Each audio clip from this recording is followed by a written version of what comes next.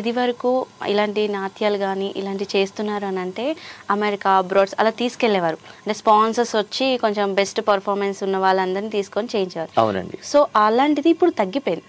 అవును. కానీ వెళ్ళాలంటే సొంత డబ్బులు పెట్టుకొని వెళ్ళాల్సిన వచ్చేంత సిచ్యువేషన్ వచ్చింది. అవును. సో ఎందుకంటారు అలా? అక్కడ తల్లిదండ్రులే. ఓకే, అక్కడ కూడా తల్లిదండ్రులు గురువులు. అదే ఎలా అవుతుందండి? ఎందుకు అవ్వదండి?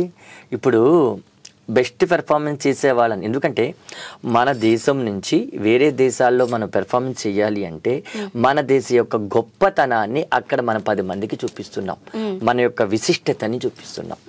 అందుకని వాళ్ళు ఏం చేస్తారు, ఎవరైతే చాలా బెస్ట్గా ఉంటారో వాళ్ళందరినీ కూడా ఆ గవర్నమెంట్ వాళ్ళు స్పాన్సర్ చేసి, లేకపోతే తానా ఆట ఇలా తెలుగు అసోసియేషన్స్ వాళ్ళు స్పాన్సర్ చేసి బెస్ట్గా ఉన్న వాళ్ళని తీసుకెళ్తారు. కానీ ఈరోజు దౌర్భాగ్యం ఏంటంటే ప్రతి ఒక్కళ్ళు డబ్బులు పెట్టుకుంటున్నారు, వెళ్ళిపోతున్నారు. ఈరోజు స్పాన్సర్షిప్ లేదు అసలు. అదే లేదు అసలు స్పాన్సర్షిప్ అనేది లేదు. అలా స్పాన్సర్షిప్ ఉంటే మేమే వెళ్తాం. కానీ ఈరోజు మేము పెద్దగా వెళ్ళలే. ఏదో మలేషియా, సింగపూర్ అలాంటివి తప్ప యుఎస్, లండన్ ఇవన్నీ వెళ్ళాలా. ఎందుకు వెళ్ళలేదంటే స్పాన్సర్షిప్ లేవు, మేమే డబ్బులు పెట్టుకుని వెళ్ళాలి. ఈరోజు ప్రతి ఒక్కళ్ళు డబ్బులు పెట్టుకెళ్తున్నారు.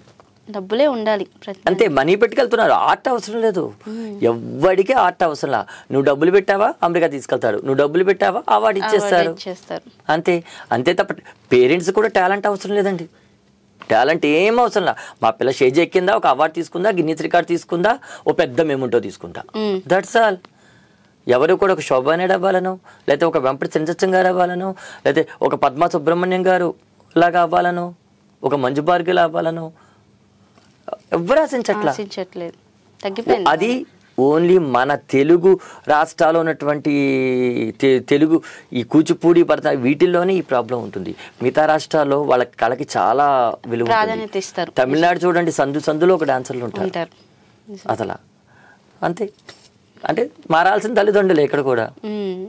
పిల్లలకి డాన్స్ నేర్పించండి, డాన్స్ నేర్పిస్తే అవార్డు అయ్యే వస్తాయి. అవార్డు కోసం మనం నేర్పిస్తున్నాం, మన డాన్స్ మనం నేర్పించట్లా. ఇంకా వాళ్ళు ఏం నేర్పిస్తారు ముందు తరాలకి?